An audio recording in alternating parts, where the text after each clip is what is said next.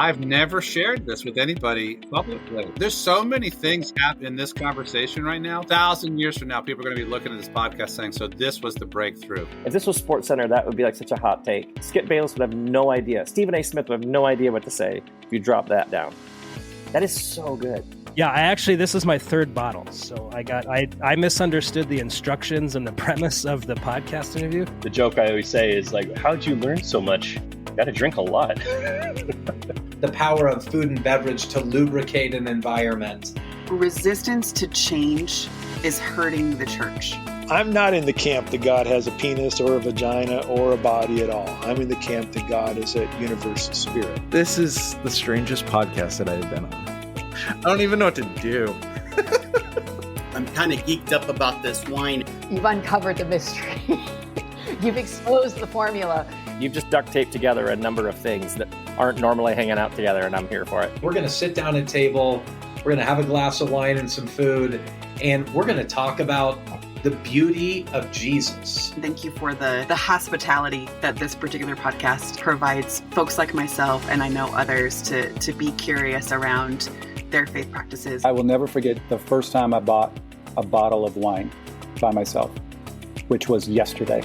If you're familiar with drunk history, I thought it's like drunk theology. So By the way, drinking this Pinot Grigio at 3 o'clock in the afternoon is making me even more direct in my communication than I normally would be. Well, hello again, friends. Welcome to another episode of Cabernet and Pray, the podcast where we dive into Christianity while we explore the beauty of wine, and we mix the two together and we have a lot of fun. And today we get to look at an exciting book that I've recently read. We're going to sit down with the author and go deeper into this discussion, and this is going to be a good one. Today's our guest is Heather Hamilton. She's the best-selling author of Returning to Eden, a field guide for the spiritual journey. She has appeared on television and radio programs, including NPR. She received her BA in journalism from Georgia State University and spent many years doing video production before discovering her love of writing. She's passionate about fostering human connection through storytelling, writing, art, and exchanging ideas. Heather lives in Atlanta with her husband and 3 children. Welcome to the podcast, Heather. Thanks, Jeremy. I'm happy to be here. Cheers. All right. Anything else we need to know about you that I didn't cover in the intro? No, I think you got it. That's it. Okay. Yeah. On that note, it's time to talk about what we're drinking today. I have got a 2019 History Red Blend from the Pacific Northwest. This is primarily Cabernet Sauvignon and Malbec. I cracked this thing open and I'm getting some green grass and some red plum. I love a good blend and I love the Pacific Northwest. Normally I'm drinking Pinot from the Pacific Northwest, but changing it up today. Heather, what are you drinking? Yeah, I've got a 2020 Cabernet Purebred. It says it's from Lodi, California. There you go. I don't know where that is, but it's great. Yeah, I started out with a cheap wine that tasted so bad that I had to abandon it and crack open this thing. Oh, we get all sorts of wine varieties on this show. You know, some people just get whatever they've got around. Other people go all out, and so it's always fun to see where the wine journey takes us.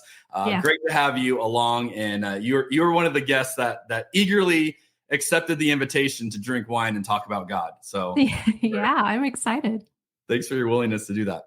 All right. I want to start with a question that I like to ask each of our guests on this show to give people a behind the scenes look at how we arrive at the ideas we arrive at. The question is, how has your faith changed over the last 10 years? Yeah, that's such a big question. I feel like it would almost be unrecognizable. Not in, yeah, no, I don't know. It's, okay. The short story, I guess, would be, it went from, conceptualizing faith as like a white knuckled grip on very literal beliefs as historic events to, a more open-handed, deep inner knowing, in terms of like my faith and in my life are more sort of one and the same flow. And now I find like deep wisdom in stories that I kind of failed to mine in the past because I didn't realize that there was anything deeper there. What triggered that transition for you? Yeah, so I have to kind of give a short version of my story to answer that question. So I grew up very evangelical in the South, and was very involved in the church throughout my whole childhood, youth groups, church conferences, church camps, etc. And landed in a really big evangelical megachurch where I ended up meeting my husband, and we had our 3 kids, and he eventually became the music director at this large megachurch. And during that time, I had just had our 3rd child, and essentially, I hesitate to call it like divine illumination, but it did sort of feel like that in my life. I had just some major revelations about my life personally, and like some sort of buried trauma that I had never dealt with or acknowledged. I didn't even understand or know what trauma was. And certainly there was no conception that it was affecting me in any way.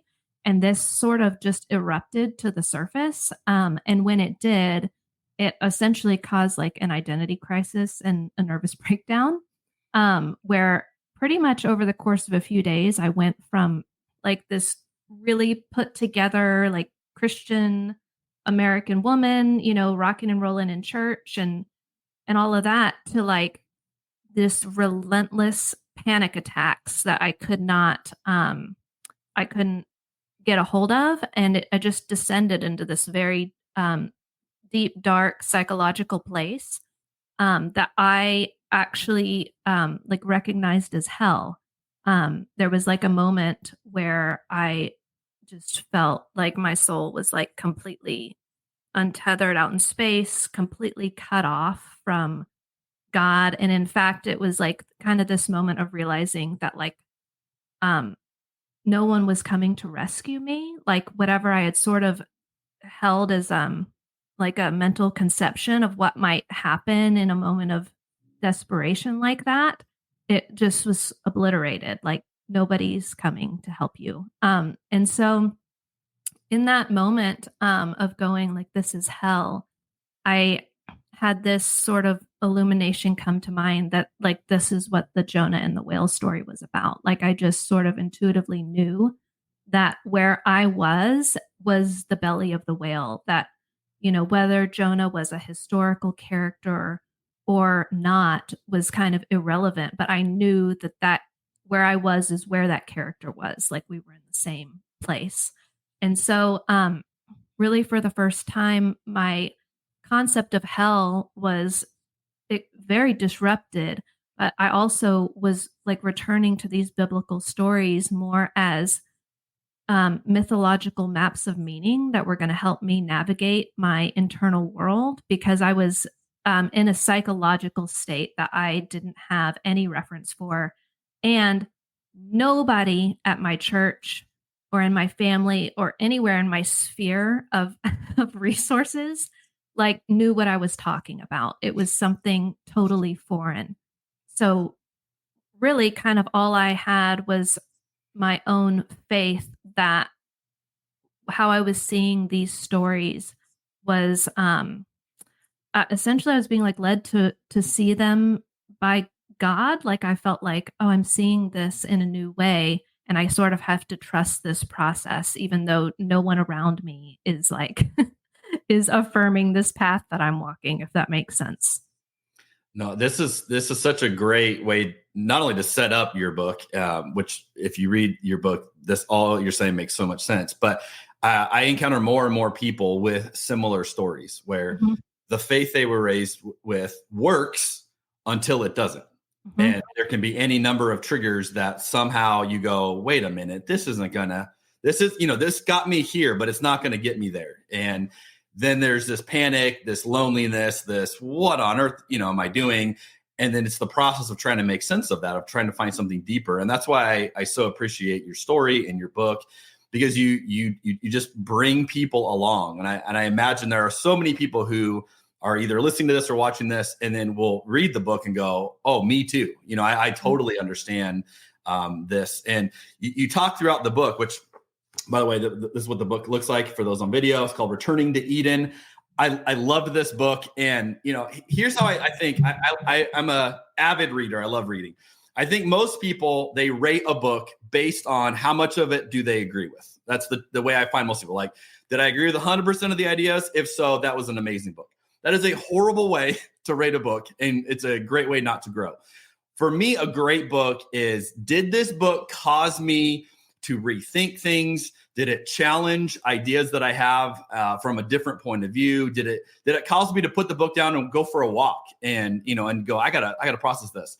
And from that vantage point, your book is killer. I mean, there's so much there that I found myself just laying in bed at night thinking through, going, wow, that is something I want to process, and I want to see it, and you bring it from a lot of different points of view. You talk about the perspective of myth, like you had just said, the power of this and seeing so much of life through this. Throughout that, you really weave this idea of the true self versus the false self. So if someone's not familiar with this work, that's kind of the setup. Why do you think this lens of the true self, the false self, interpreting myth in the way that you do, why is this lens so helpful in making sense of life? Mm-hmm.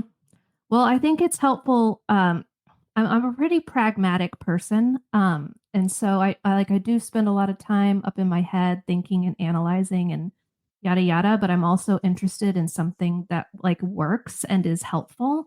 And so I think, growing up, to use the word myth in a church context was extremely insulting and offensive. Like, I even, when I was, kind of marketing the book or trying to come up with a 30-second sales pitch, was like, what I'm really diving into is what myth is, how it functions, and why you should care about it, because it is affecting you, whether you're aware of it or not.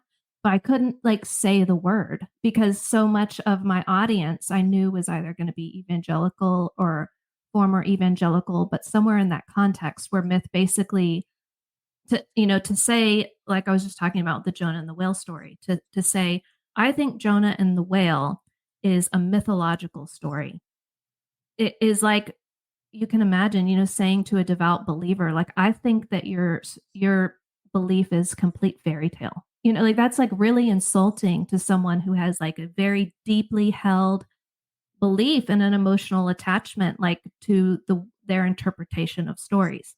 So I wanted to clarify what I meant by it, and how for me, the mythological patterns that are revealed in the Bible are truer, and I take them more seriously than just a CNN headline, that a lot of these stories weren't meant to be read like a CNN, scrolling banner, man gets burped up out of the belly of a whale, but what we're taught is that is literally what happened. This unbelievable, event of fantastical proportion literally happened. And in order to sort of prove your belief in God, you have to believe that, that it doesn't make sense. It's not rational, but I believe that God can do anything. So I choose to believe that that's the way that the story happened. And my life experience, this really hellish experience that I had, sort of revealed to me that there was this world inside of me that I had never turned inward to really examine. I didn't really know that it existed, and I had no idea that so much of this unconscious world was completely driving the trajectory of my life, all my decisions, all my thoughts, everything that I thought was unique to me was actually prescribed, I don't know, predestined is the right word, but it was so predictable. Someone could have written an autobiography of my life with all my thoughts, all my feelings, all the way that I, interpreted my experiences before I was even born. It was like I kind of got my robotic programming and got sent off on my way. And so kind of coming to understand that I was like living inside of this mythological story already, and then coming to understand like the deep wisdom that these stories of mythical proportion are symbolizing. Like, it's not a fairy tale that someone just made up and brushed away. It's actually like something more profound and more real than what, like, the events that we see on the surface. Love that. You draw numerous analogies in the book to Disney movies. And a couple that stood out to me were the way you break down Moana, and then the way you break down The Lion King. Are you a huge Disney fan, or this just happened to be stories that you thought were useful? I wouldn't say that I'm a huge Disney fan. Like, we live in Georgia, and we certainly have some friends around us that are like, Disney evangelists. I actually have a lot of friends that do the Travelmation thing and, know everything about Disney. And we've been down there once with our kids, and I actually felt like really overwhelmed by the whole thing. It's like, okay, I hope you liked that. I don't know if we're ever going back again. I would say there's like a handful of the movies that I feel really kind of spoke to me, although it's not like I like thought about them a lot until I started to understand them as mythological maps, and the patterns that I was seeing in scripture, I saw reflected in some of these different movies and in a lot of different art forms. So one of them, for instance, like The Lion King, I do love that movie, and it's kind of silly to say, or it sounds silly to be like, I think it's the gospel, because you think you're just watching this silly movie. But yeah, I kind of overlay that story on top of my chapter about original sin, because I think it does a really good job of, in the movie, there's little Simba, who is, a wild, adventurous little kid. He's good. He's inherently good, and he's a normal, like, little lion cub. And then he witnesses this awful thing, his father dying. And then the shift in the movie comes when Scar tells him that this is his fault. And he believes that and internalizes that. And that's essentially the moment where he like falls asleep to himself, where he's internalized this shame and fear that if he makes any move, like if he takes responsibility or, follows his instincts anymore, then he's going to continue to cause harm. And so his solution is like, I'm essentially going to fall asleep to my destiny and who I am, and, kind of go hide away. And so we sort of see that in the garden, where it's like, the lie that's believed that you're naked and ashamed and you've done something like so awful, and that makes you inherently awful. And so, actually in the story, it says that Adam falls asleep, and it never says that he woke up. And so it's almost like the rest of the story from there on out is him kind of in this dream world that's instigated by this pain of separation from who you really are, and like a disconnection from his father and his family and his legacy, And so essentially, by him like abdicating his responsibility, the whole kingdom is withering. And it's not until he has this mystical experience where, Mufasa says, remember who you are. Like, you were always mine. There was never a time in this whole story that you weren't my son, and this, was not your destiny to fulfill. And so it's more about Simba's perception changing, and him finding the courage in himself to say, like, I think I do have a destiny that's rooted in something really good inside of me. And so I love that story because it is the mythological pattern that's being revealed in scripture. And theologically, or I'll say we all fall asleep like that. We all sort of buy into the lie, that we're guilty and we're ashamed and we're inherently pieces of crap, that whatever we touch is just kind of like go to shit, because we're inherently bad. And when bad behavior would happen, it's like, oh, it's just sin. It's just sin, like this is who we are. And so for me, it was actually this really heretical shift of going like, I don't think that I'm inherently evil. I think that I am inherently good and beautiful, and that I've always been a part of my father's family. And it's actually like by not believing that I've really abdicated my responsibility. So anyway, that's a long answer to say, like, I love that movie. I don't know if every Disney movie is communicating that, but I definitely see like those mythological stories kind of carrying the thread in our culture. Can I just say, as a Jesus follower and a diehard Disney fan, that is such an incredible answer. I mean, I just want you to watch every Disney movie and then break it down. And I think you need to create a series or maybe a book where you just analyze Disney movies through the lens of the gospel, and I'm here for it. And we'll market it to all the Disney fanatics, and it's going to be brilliant. But literally, it's so good. You do the same thing with Moana. I mean, it is like so fun. Oh, I just love it. And I love the way you take these massive, monumental things about life, and you're like, oh yeah, this is what Simba's going through. You're like, yeah. Oh my gosh. Yeah. Well, once you see it, it's like, oh my God, like I'd see it in Disney movies, but then I would see it like in the life cycle of a tree or something. You know what I mean? And I would just be like, oh my God, it's the gospel, like just this pattern repeated and repeated. And it's almost like you either don't see it or you see it everywhere. That was my experience is I couldn't see it at all. I don't know if anyone had ever tried to explain this to me, like the way that I'm saying it. I don't recall, but I definitely didn't have ears to hear. Those phrases like eyes to see or ears to hear really started to make sense to me because I knew that it was really a matter of being blind, not being evil. It was just, I couldn't see what I couldn't see. And then when the blindfold came off, it was like, a whole new world. So what's that movie from? It's Aladdin. Yes, Aladdin. Thank you. Oh, it's such a good answer.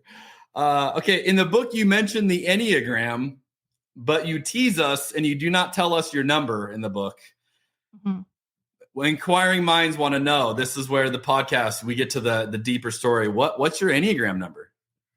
Yeah, well, I guess I'll set it up by saying that the reason why I mentioned the Enneagram, I kind of overlay it in this chapter about carrying your cross. And what I kind of try to drive home in the book is that faith doesn't have to be, as I mentioned, like a white-knuckled grip on these literal beliefs or historic things. And from a pragmatic point of view as well, like there's a lot of people now who it's just, trying to say like, in order to be a Christian, you have to believe in a literal 6-day creation. That's just going to be a non-starter for a lot of people. And I think it's completely beside the point. For me, looking at these stories mythologically inherently means that you're looking at them from a psychological perspective. What are these telling me about myself? What is this telling me about my personality or the story or the narrative that I'm living out unconsciously? Like I think that I'm the one making all these decisions, but really there's kind of a narrative track that's being played and I'm sort of just along for the ride. So that's how the stories became significant to me. I mentioned the Enneagram because I think to really awaken to this, for me, kind of awakening to the fact that I had sort of laid down my autonomy and my agency in my life in exchange for this sort of pre-programmed personality was a really devastating realization for me, and that, like with the Enneagram, I think if it is not really wrecking you, in terms of making you step back and go like, whoa, like who's running the show in my life, then I don't think that you've really like discovered it. And so for me, the kind of the Enneagram and the carrying your cross thing or picking up your cross is to really look at yourself and understand, what am I motivated by? How much of my life is really just being run by my instinctual drives, like what I'm afraid of, what I feel like I need to consume for survival, sexual drives, or what are my social anxieties that kind of lead me to make decisions? Am I offering to like offer my service to this church out of a really altruistic place, or is this like sort of a way to gain like social acceptance because I have, an instinctual need for social belonging? Not that either one of those are bad, but to kind of go, I'm giving my life energy to something, telling myself that, I'm doing this for God or whatever, only to kind of realize, oh, I think I'm doing all of this in order to like maintain safety within a tribe. Like that feels like a lot shittier reason, and to kind of go like, okay, that was why I was doing it. Have I ever taken the time to like turn inward and really tap into like what my life's desires are? What is my heart's desire, and to kind of sit in that silence long enough to let something really real come up and then try to live that out. All that to say, to answer your question, I'm an Enneagram 9, and kind of a caveat I'll put into that is, in the theory of the Enneagram, there's like 3 primary instincts: a self-preservation instinct, a social instinct, and a sexual instinct.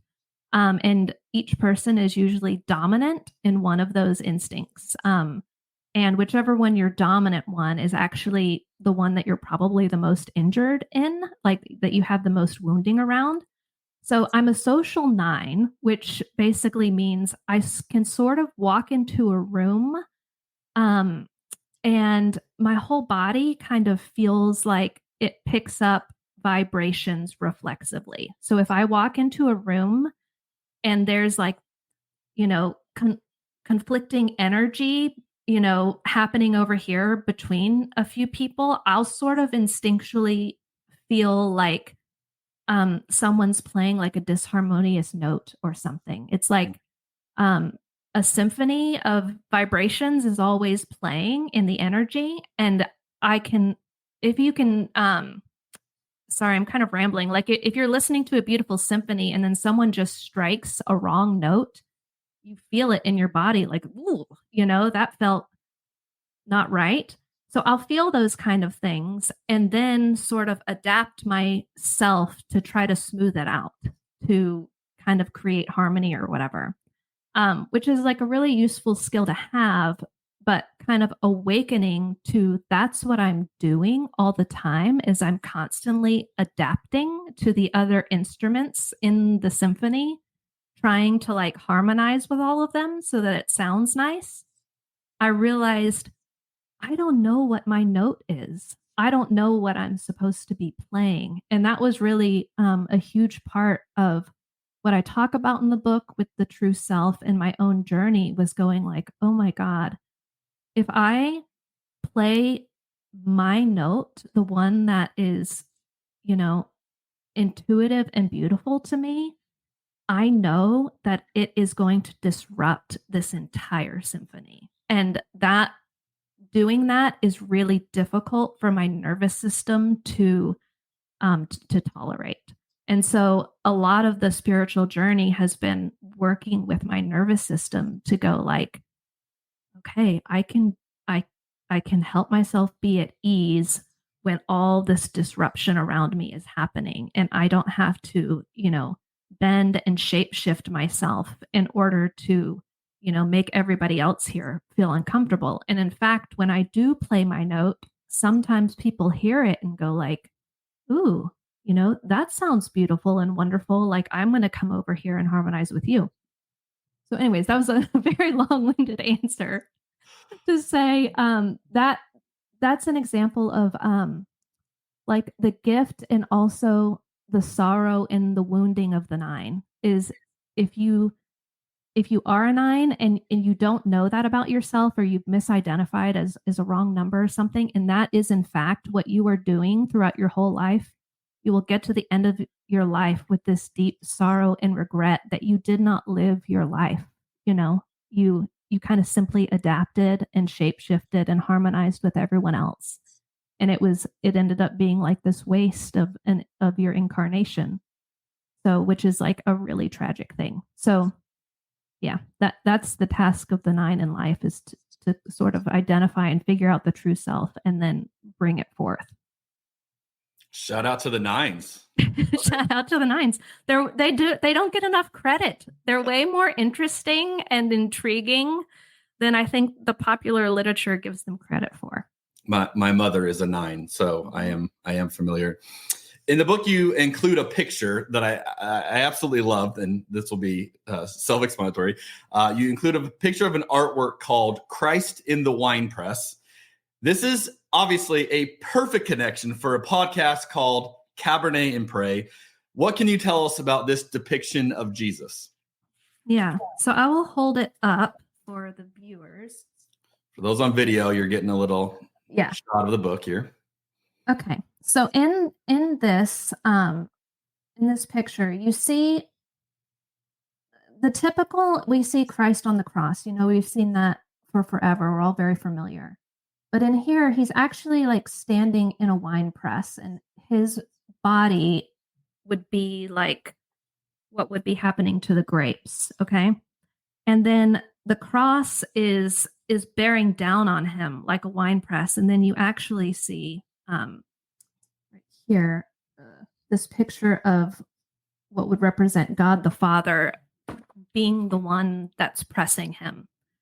And so symbolically, what this is representing is, if you picture grapes before they're pressed, in order to get like the wine and like the lifeblood inside of the grapes to flow, you have to crush them. And so it's actually like the crushing which extracts the lifeblood, where we get this, and the spirit can flow. Like, we call this spirits or whatever, but it's the crushing of the outer form that has to happen before the lifeblood can flow. And so from viewing this from like a psychological lens, what I try to do here is, instead of, growing up evangelical, the orientation towards the sacrifice on the cross was like, Jesus took my suffering. It was supposed to be mine, but it was the substitute, and now I don't have to suffer what he did. And instead I'm saying, no, what Jesus is actually doing is demonstrating what we are to do with our own suffering, not to try to get out from under it, but to let it bear down on us consciously enough so that this like psychic lifeblood is extracted from us and like new wine can flow. So, I spent a lot of my own life, suffering in different ways, but none of it was really productive. Like I might have gone through a situation and learned something from it and mostly tried to just avoid making the same mistake again. Or when something, really difficult that was out of my control was happening, it was like begging God to take it away, and then when it would finally resolve, I would feel at peace or whatever. And so it wasn't, there was nothing really like productive happening with the suffering. And then, the story that I explained in the beginning, where it was such an overwhelming amount of suffering that it was like crushing my nervous system. It wasn't something that I could escape or get out from under. I understood that by sort of crushing the I call it the false self in the book, but it's what we've been kind of trying to get at, this sort of manufactured, pre-programmed personality that was taking up all my life energy. Like all my energy was kind of going towards sustaining this personality or ego, or essentially trying to keep my inner nervous system in a harmonious state, you know? And when that was all finally crushed, I understood that there was this like lifeblood or vital life force inside of me that was then able to flow. And so then my task was essentially making the two become one flesh, like making this wine, this blood, and this body or this bread like move in one accord with one another, like one incarnation. And so you have like the human and divine sort of collapsing into one form. And so, yeah, I noticed that pictures like these, this was done in 1619, but the understanding of what Jesus was doing and what he represented on the cross was much more in line with something like this, as opposed to this avoidance of suffering or Jesus taking away your suffering, you know, that so that you wouldn't have to deal with it. Instead, it was like, oh yeah, you are going to be dealing with your own suffering, and I'm going to show you the way through. So the whole concept of like pick up your cross and follow me and all of that, when I started to look at it through a psychological perspective, I was like, this makes way more sense, you know? Yeah. And then constantly what I was doing before was sort of, I don't know, doing a bunch of stuff I didn't want to do because I just thought I was supposed to be suffering in some way for the gospel. Whereas, yeah, I came to find out, no, like once I sort of went through the psychological crushing, the things that I can devote myself to now just have a lot more vital life energy behind them because it's really what I want to be doing. You have a great metaphor in the book, and this might be maybe my favorite quote of the whole book. This is the one I've thought back to. I've looked it up a few times. I read it to my wife laying in bed because I was like, this is such a great image. You say this: Jesus's temporal incarnation on earth gives concrete definition to the nature of Christ. Jesus makes visible the Christ, which is invisible. Jesus and Christ are paradoxically distinct and also one. An imperfect metaphor for this is thinking of air in a balloon. The air representing Christ is constantly present, but by filling a balloon representing Jesus, we can better understand the properties and characteristics of the air, Christ. The balloon, Jesus, temporarily embodies the air, Christ, and through that embodiment, we realize that the air, Christ, has always been here and will continue to be. It reminds me, we had Thomas J. Ord on this podcast, and he said the line that I had in my head when I read this quote from you, is he said, you know, one of the great disservices we do at Christmas time is we talk about the incarnation as if it happened once and that was, you know, an anomaly. And what you're pointing out is so powerful. Why is this distinction so important? That's a good question. Dear listeners, if I talked about like Richard Rohr and the universal Christ, do you have any reference point for that yet? I did a whole episode on a Richard Rohr phrase that like moved me so much. It was just me on an episode. So they have some familiarity if they have religiously followed this podcast thus far, but I don't know how much a typical person would.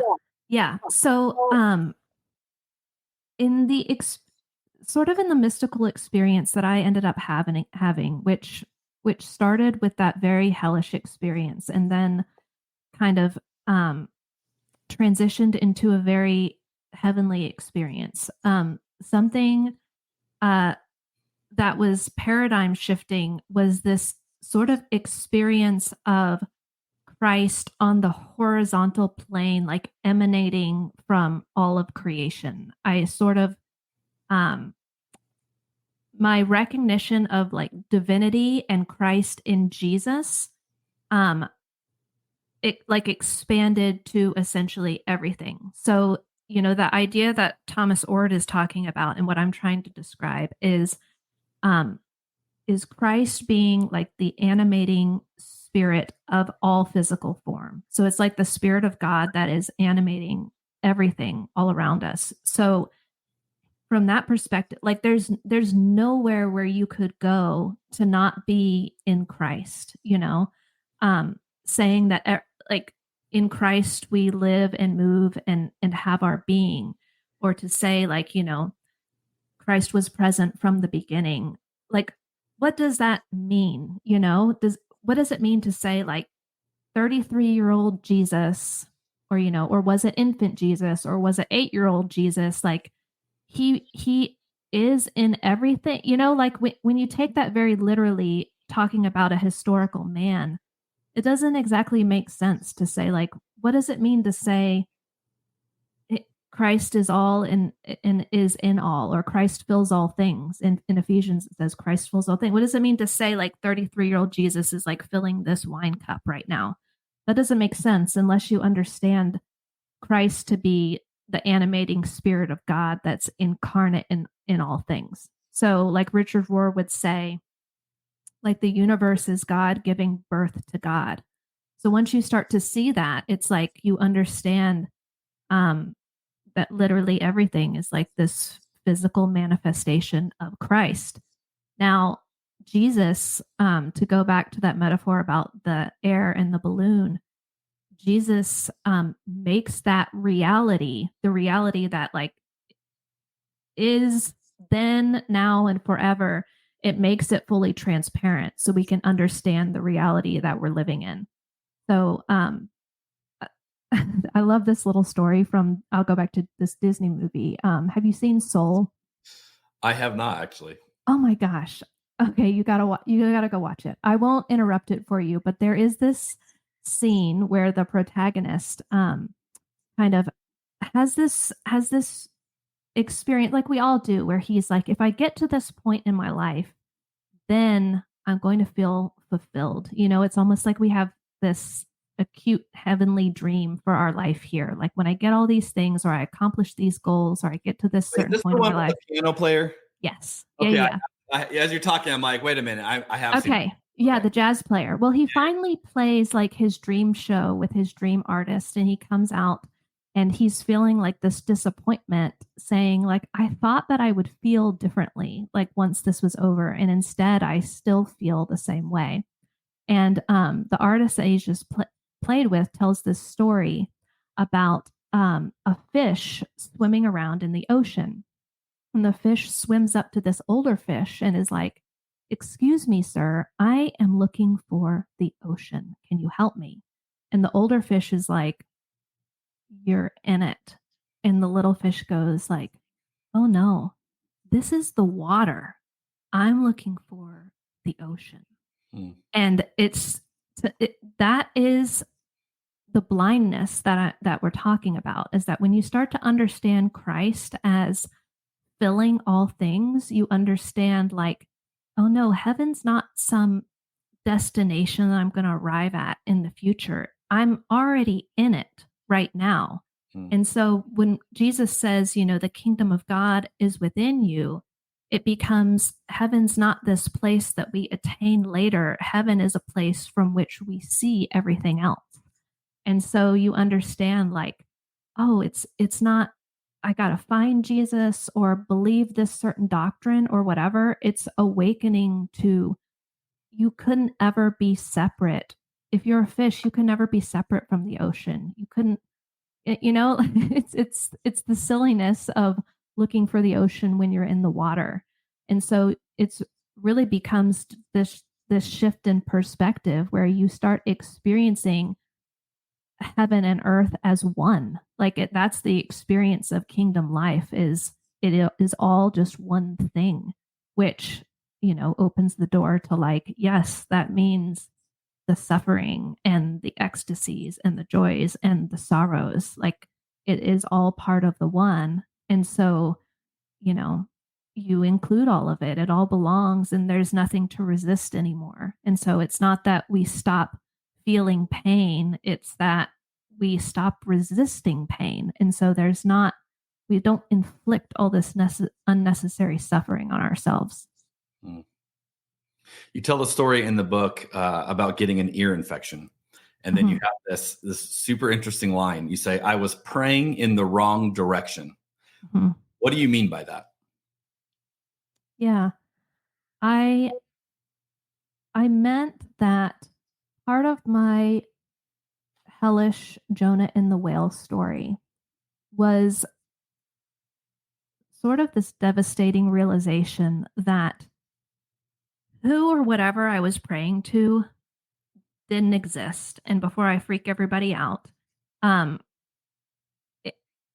new orientation became that by being sort of swallowed into the belly of the whale, this whole concept of rebirth made sense and came alive to me. It was like I was like sucked back into the womb of God to discover that it was the suffering I was feeling was more like being a child in utero, like being a child in its mother's belly, searching for its mother.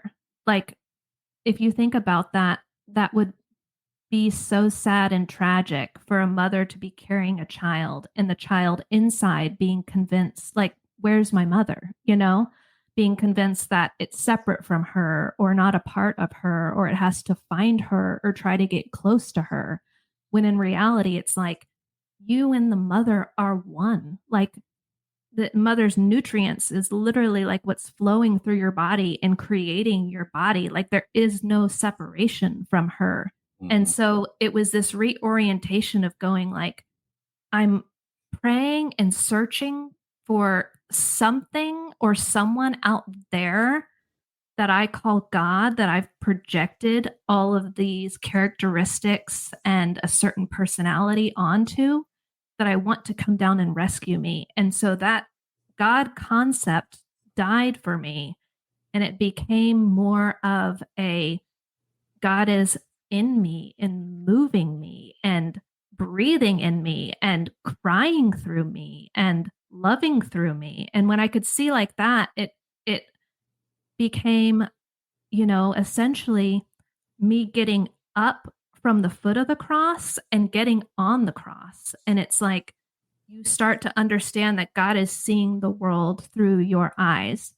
And so prayer for me became less asking and begging for something to change and more going like, how can I still myself enough to be with what is exactly as it is without resisting? And when I stop resisting everything, then I can kind of see, like I can see clearly the things that I either want to move or can change or can do something about, or the things that I can't and I have to be okay with. And so it was more about, I don't know, orienting myself around a sense of peace with reality and what was happening and, how it all is, as opposed to like sort of pleading and begging and hoping to change someone's mind. that concept of prayer sort of died. And it's not that I don't have desires. I do, but it's more kind of going like, oh, if I have a really pure and intense desire for something, like, yeah, then that is God and me desiring for that to happen. And so I'm going to like, live my life in that trajectory to try to like see it through, and then also trust that if it's meant to happen, that it's going to happen. You refer to yourself in the book as a recovering evangelical, which obviously speaks to where you've been, and you've referenced a bit of that story. How would you describe the posture that you're embracing these days? Yeah, I say a recovering evangelical because I do think, for better or worse, the definition of evangelical is like, I believe all the Bible is historically literal, and there's really not a lot of room to like venture outside of that interpretation within evangelicalism. But I say recovering because I do kind of tend to look at not just evangelicals or faith spaces, but really everyone on this journey of human development and kind of going, I think that it is normal, even though we'd hate to admit it, but I think it's normal for people to start out believing sort of magical, nonsensical versions of these stories, you know? And I know for me, when I sort of kind of woke up to some other interpretations that I felt were better, I was kind of hard on myself. Like, I was so like, how could you believe that? You know what I mean? I was so dumb. That doesn't make sense or whatever. And kind of going like, no, I think that we all start there, you know, and learning to understand like, yeah, I did take all of this literally, but because those stories were so deeply embedded in my psyche, they were the maps that saw me through to the other side. And so it's more about like trying to look back on the whole journey as stages of development, and then, you know, some of the frustration that I feel trying to connect and keep my attachments with people that I love who feel very threatened by my new way of seeing things, going like, oh, that totally makes sense. You know, I know what I had to go through to get over here, and I completely understand why nobody would want to push a red button and just instigate that, that complete disruption in their life. You know, it's really a moment of grace that each person has to have. And for at least in the Bible, you know, any person who ends up having this moment of grace, like you look at like Paul, for instance, I'm like, he had to leave his entire life behind. You know, he has this encounter with Christ, which changes his whole perception and his whole identity, so much so that he changes his name. Like he disappears for 3 years, you know? He goes from like being the leader of this army to like, peace out, you know? Like I'll see you guys in 3 years. And so it's like this destruction of everything old. And a lot of times what was old was something good, you know, as you said at the beginning, like it sustained us to here. And so it's really difficult to like build a good life and then say like, all right, I'm going to push the self-destruct button. Like, why would anybody want to do that? And so, so I think for me, it is recovering evangelical, but also going like, I think in terms of, you know, kind of taking a stick and trying to beat the dead horse behind us. It's like, how can we make this faith tradition more beautiful and re-enticing and, you know, brilliant and all these things, like all of that potential is still there to move forward. And that's really like what ends up attracting people.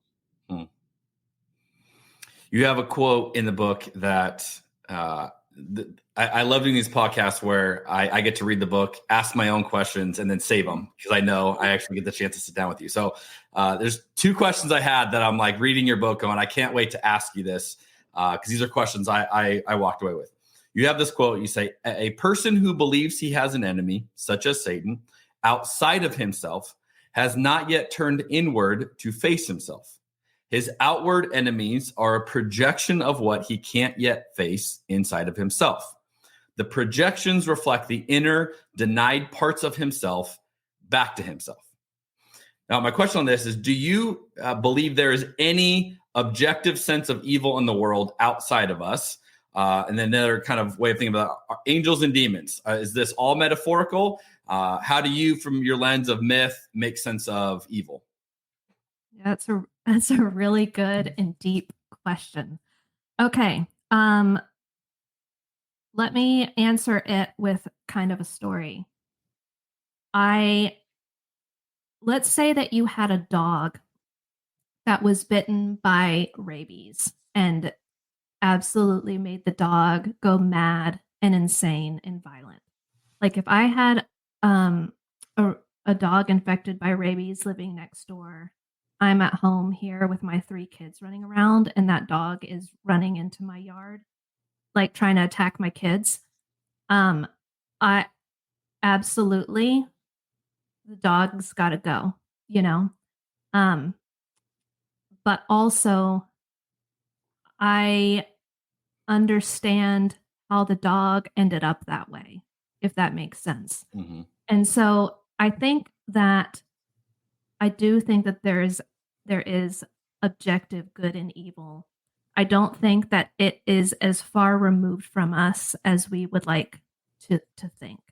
And so most of the time I can see it sort of in the terms that I just described, where it was like, oh, there was a process for how this perfectly normal and natural animal through a natural process ended up the way that it did. And so I can have like compassion and understanding, and also go like, how do we prevent dogs from getting rabies in the first place, as opposed to like just dealing with this rabid animal and saying like, it's so evil, like we got to kill it and then move on.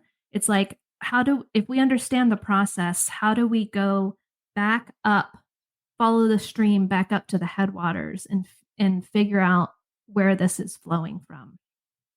So I think in terms of like, othering or projecting a sense of like, this group or these people are just evil and there's some evil agenda that's coming to get us or whatever. I don't think that that's helpful in terms of like getting us anywhere in the future, that we can approach those things with a lot more understanding and compassion.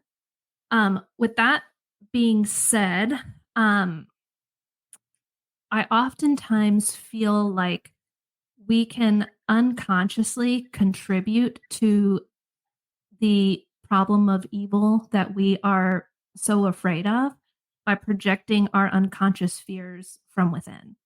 So, if I'm dealing with some sort of internal anxieties, just my own fear or whatever that's causing like, disruption and disrest within my body, it's very difficult for me to recognize this is coming from me, But if you've ever been approached by someone who's on edge or seems unstable or whatever, even before that person interacts with you or opens their mouth, like just that energy is something that I can pick up intuitively.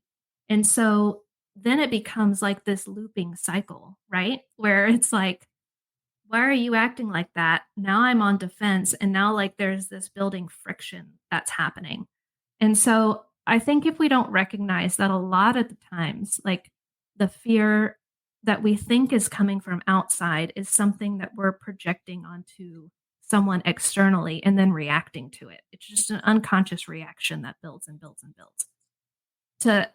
To really like turn inward and go like, how can I deal with my own fears? Primarily, I think it mostly comes back to this fear of death, where especially as Christians, we don't deal with this because it's like, I said the prayer, so I'm going to heaven when I die, so I don't need to be afraid of death. And in reality, some of the people that I've seen just have like the most tragic, fearful, saddest time at the end of their life have been like deeply religious people who've never, taken enough pause to like look into the void and be like, okay, this is gonna end, And so they meet that moment with like a lot of fear and trepidation. And what we don't realize is like we kind of spend our whole lives trying to avoid that final moment of fear, So it's like, how do you kind of die before you die? How do you face that fear and look into it, turn around and look into it, as opposed to running away from it your whole life? So anyways, all that to say is I think a lot of what we call evil is something that we're all really contributing to unconsciously. And it's stuff that we don't want to look at inside. And so we project it outside and then try to work it out outside, like the internal battles that we're fighting with our fathers, our mothers, our family, our dreams that didn't happen. It's like instead of recognizing that those wars are being fought internally, we turn them out externally. So I hope that that's an answer to your question. In terms of like I don't even know if we have time for this, but just on like a metaphysical level, I actually listened to this wonderful wisdom teacher named Cynthia Bourgeot talk about evil several months ago. And she talked about it from like a metaphysical perspective, in that, like, God is the one and contains everything within God's self. But for there to actually be like creation and incarnation, there has to be like a split. Like there has to be light and dark, or two forces that kind of interact with each other in order to create and for there to be incarnation. And so those two forces are intermingling and, and flowing throughout the universe, like in a proper balance. And it's the reason why we're here and there is creation. And so her take on, evil was that it was what we call evil, this sort of secondary force, is like a valid force in the universe for there to even be creation. So really, it's the mistake that we make is when we say like we want to eliminate evil. It would basically just be saying we want to eliminate everything. Like we want to eliminate all form, because it couldn't exist without, these two forces coming together and there being like a third thing coming from it. I think that that's probably deeper than we can keep going, but it's more about keeping it in balance when it starts to spin out of control. So angels and demons, literal, metaphor? I think that it's most helpful to us to think of them as metaphors. Okay. So. All right. Another question I had, and then we're going to take a drink break here, because you have been pouring wisdom upon us. You do such a poetic job of walking through scripture with just these beautiful understandings of the false self and the true self and the role of myth and these, bigger themes. And there was a reaction I find myself having when I was reading the book. And I'm like, I don't know if we're giving these writers too much credit. And that was just kind of like, this is beautiful. Like what you're doing with this is beautiful. But then I'm like, is that really what they were doing? What were they trying to write these beautifully poetic myths, And so I just was wondering, are we giving too much credit to the ancient Near Eastern biblical writers by assuming all of these metaphors of true self and false self are in the Old Testament? I don't think so. I wouldn't have written a book about it if I thought it was too much credit. I was super grateful to have David Bentley Hart read my book and write an endorsement for it. And something that he articulated, which, again, I was just really grateful for, was that in the early church, there were really like different levels of reading the scripture, and the spiritual or allegorical level was considered like the highest level of reading. And then over the centuries, and especially after the Enlightenment, we collapsed it all into this, into this literal reading where it's not even part of our conscious awareness anymore that there's anything like deeper, psychological, mythological to be gleaned from the stories. And so I think that an authentic spiritual journey will eventually like open up into an allegorical or metaphorical reading of the text. That's not to say that none of it was historical, like some of it was, but when a lot of times when we're talking about events, like some events are so profound and carry such deep meaning that it's necessary to kind of try to contain the energy of what happened into something mythological or metaphorical. And so, like, when I say, in my life, I was swallowed by the whale, I'm telling you the truth, It doesn't mean that I, went and dove off into the Atlantic Ocean and spent and literally spent some time there, but I'm trying to convey like the intensity and significance of this experience that I really don't have words for. And so it's these symbolic pictures that penetrate more deeply into our psyches, penetrate like into a place that's more real than we can get with just language, you know? Language really isn't adequate. And so that's the role of myths, is to kind of go beyond our language and into a deeper place in our psyches and our souls. It's beautiful. On that note, it's time for a drink break.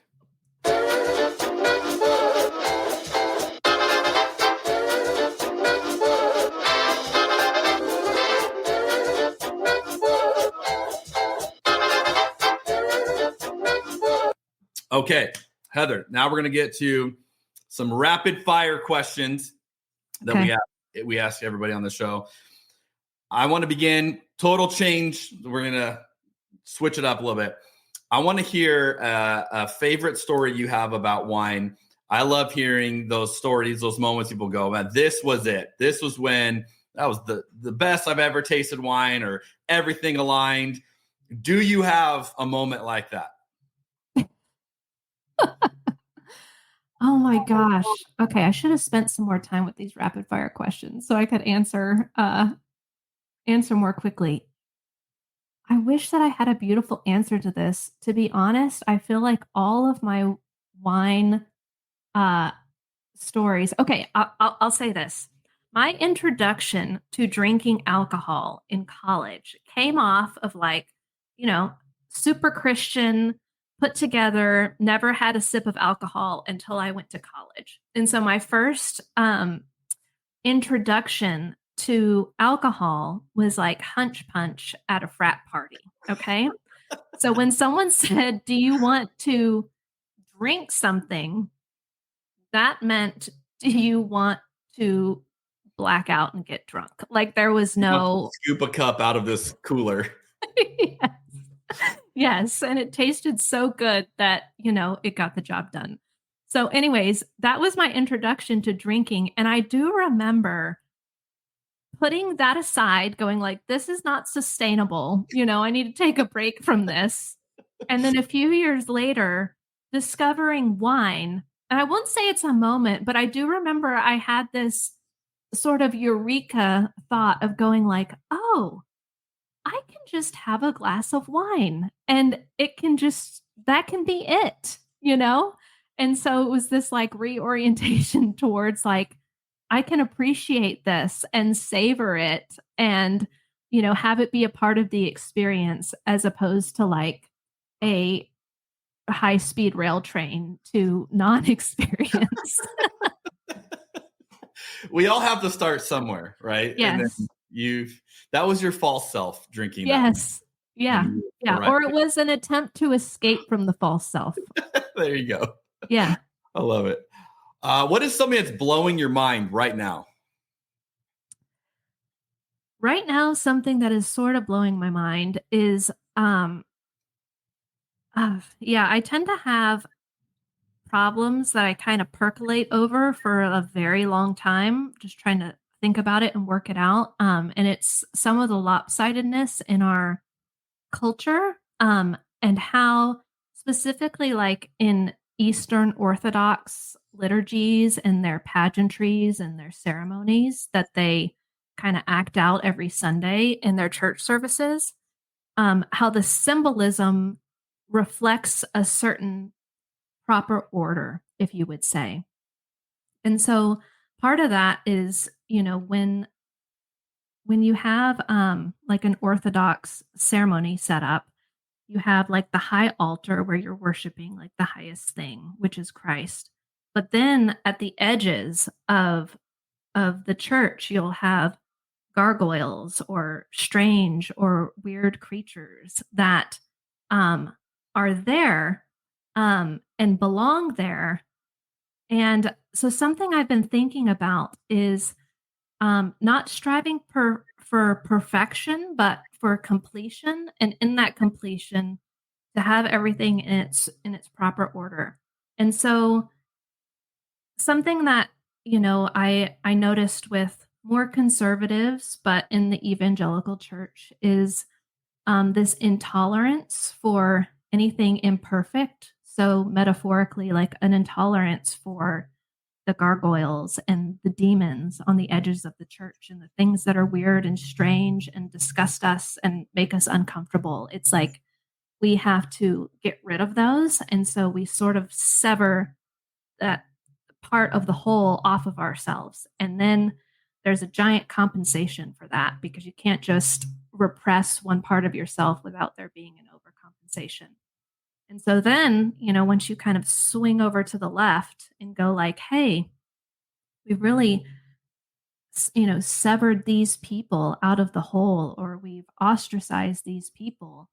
And there's a very heartfelt desire and an overflowing of compassion to bring like everybody into the fold, like everybody belongs, everyone is part of this. And, you don't have to change your identity and all that sort of thing. And I think I've been thinking about how that really pure and holy desire to bring it all into the whole, we've kind of taken some of what's on the edges, like our identities, which we all, if you get granular enough, we all have really quirky identities.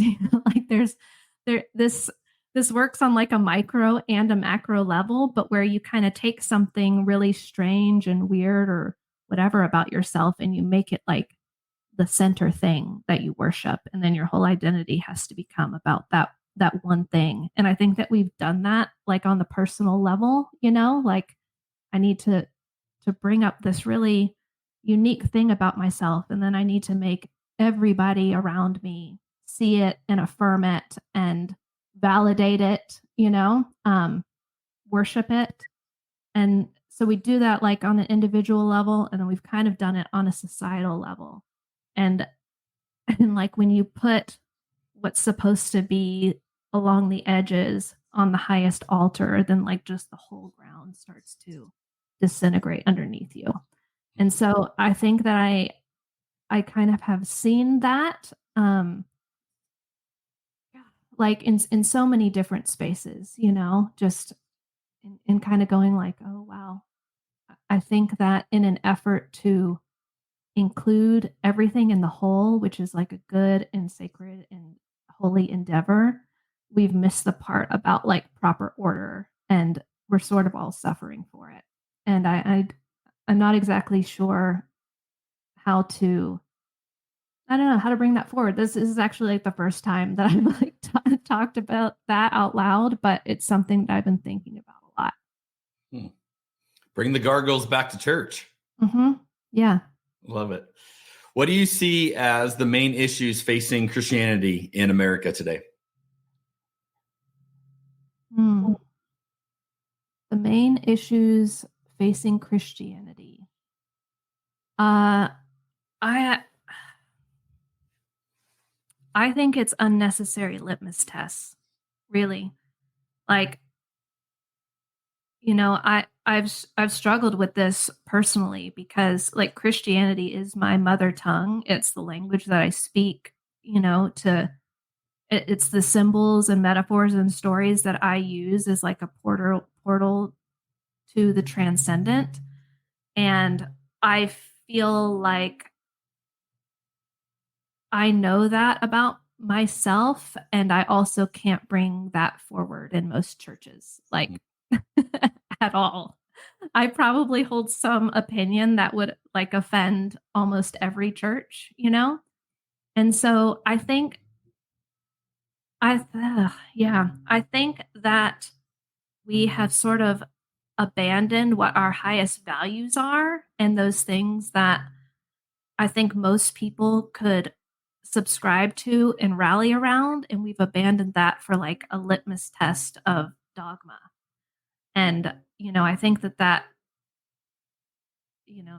response, that kind of trying to make dogma really concrete and drill down on that, is natural when people feel like afraid or threatened or whatever. It's to kind of like hunker down and protect the tribe, which I understand. But I think that we still do need a strong and robust Christianity, like as a society, and the world would be better for my kids, if it was the vital lifeblood, like pulsing through through our world. But I don't think that we're going to get there with litmus tests, as in terms of like who's in and who's out, and that kind of goes for conservative and progressive Christianity. Like I see that on both sides, So I think that the boundaries need to be a lot more porous. Nice. So kind of the practical aspect of that, what do you see as some of the issues facing the church in America, the way we do church? Mm-hmm. Yeah, I think on the conservative end, because I guess when we say we, it's like, there's so many different groups. On the conservative end, I would love to see more symbolism, more openness to, the different lenses through which we can view scripture, a little bit more like ritual and pageantry, because I think that this has already been in the church for thousands of years and was just stripped of anything that I experienced in my tradition. My tradition was basically 4 white walls. There was no like architectural beauty to anything there was nothing like therapeutic in the environment that was happening. Like none of my senses were engaged aside from just like my face being blasted off with music, and so there's like a lot that the evangelical or more conservative church can learn from like orthodoxy and all of that. In that, our understanding of the gospel isn't just like head knowledge. It has to be this bodily experience. And then on the progressive side, I've been to several like, Episcopal, Catholic, or Orthodox churches who kind of do put a high value on that beauty and the ritual of it, but sort of lack that evangelical fervor to say like, come be a part of this, And so it sort of ends up where, it's me in the back row with my kids and coloring books, trying to get them to like not kick the back of the pew and all this kind of thing. And we sort of end up being like the youngest ones in the church, and so you really can see the divorce of the two, and you can see like, oh, everything that you're lacking over here, they've got over here, and vice versa. And it would be like lovely for the two to come together and learn from one another, I have found the exact same thing. I 100% echo that. What's a problem you're trying to solve right now? Problem I'm trying to solve personally, what I just kind of fleshed out in terms of order, and again, what I just described, like with the two, I don't know, the two opposites that I see, like in the different churches that I go to, is how to kind of create that for my kids. So I've struggled a lot with that, where a lot of times it's kind of ended up with something just in our home with me, putting out a blanket and some candles, and doing a little ritual with them, and trying to make it a sensory experience, and also going like, this is like a lot of work for a mom with 3 little kids. You know what I mean? Totally. Yeah. And so I know this about myself, that I can kind of be an idealist, and that I'm not going to find somewhere that's just like nailing it in the way that I think it should go all the time. But I really I haven't seen a lot that feels like accessible to me as a mom with 3 little kids, even just like, the places that I feel most enriched, or I feel are most therapeutic, or whatever, can sometimes be like a logistical nightmare for me to try to get to with the 3 kids. And so it's kind of going like, oh man, there's been this influx of wisdom for me but how do I set my kids up in a way that feels healthy and like I'm not depriving them from some of the enrichment that I got as a kid, even though it came with a lot of baggage. Right. Right. What's something you're excited about right now? What I am excited about is probably also what I am sort of most scared about is, societally, I think we've reached sort of a critical mass in terms of, everyone's on their individual journeys, but on the whole, as a society, it's like, a lot of this pointing fingers and blame and trying to go back and undo and unravel all that was done is not working, and I think that we're kind of at a place where we can put our heads in the sand and try to keep going in that direction. And I don't like what I think about when I think about going in that direction. Or we can kind of say like, this isn't working, and that would pave the way for something, for a rebuild, and so I'm excited about, the potential of kind of hitting a brick wall societally in terms of like our division and all that. And, in terms of leaders who have, kind of taken a step back and done their work and feel like, I'm ready to step back and lead with like some healthy and new vitality in me now. It's like, all right, I'm ready for some new leaders to rise up and like try to put some new lifeblood into the withering kingdom, I think that a lot of people would be receptive to that at this point. So I feel hopeful about that. I think that that's the pattern of things, is when the kingdom starts to wither and you have, the knights that have to go out and slay the dragon and capture the fire and then bring that back and restore the kingdom. Like that's the pattern of things. So I think we're at the point where we're kind of waiting for people to say like, okay, I might not have this perfect. I might not have this all figured out, but like, I think I've captured enough wisdom here that I'm ready to like, re-enter some of these spaces that we left and like, and replenish the kingdom, so to speak, That's beautiful. Is there anything else you'd like to add that we didn't get to or I didn't ask you about? We covered a lot of ground, Jeremy. You have an incredible ability to take a very simple question and give a very profound answer to it. So this was a very easy podcast interview. I'm glad. I'm going to tell that to my husband because he tries to ask me a simple question and then gets like stranded for 30 minutes. Right. Like it may not be as appreciated in that environment. On a podcast, though, it's you want people to dive into things, and you go for it. I appreciate it. Yeah. Well, thanks for having me. No, we're good. Thanks for reading the book and for thinking of such thoughtful questions. I appreciate it. Okay, so if people want to check out what you're doing, you've got the website returningtoeden.com. Is that the best place? Where else can they check this out?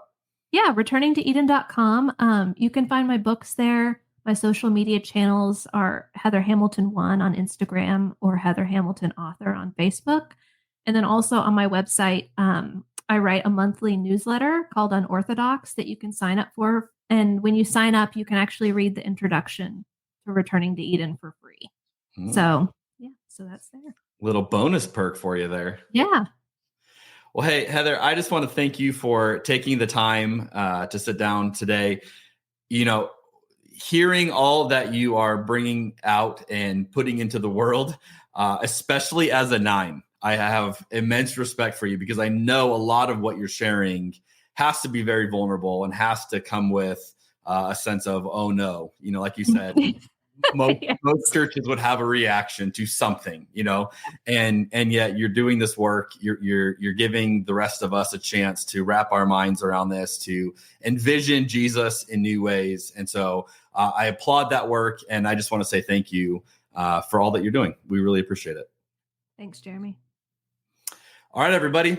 This has been a fantastic episode, and hopefully you've got lots of new thoughts. If you want to dive into this more and you're like, wow, this is intriguing, you've got to check out this book, Returning to Eden. It is incredible. It is worth your time. You will have to go slowly through it because Heather is going to walk you through a bunch of stuff that's going to cause you to rethink some things, and that's a good thing. And so I want to encourage you to do that. Thanks, as always, for listening or watching or however you're joining us, and passing these on to other people that you think would benefit from these conversations as well. We'll see you all next time. Thanks for joining us for Cabernet and Pray. We'd love to hear what you thought of today's episode or what you'd like to see more of in the future. You can email us at cheers@communionwineco.com. And if you like this episode, please consider leaving us a 5-star review wherever you listen to podcasts. You can also find us online at communionwineco.com.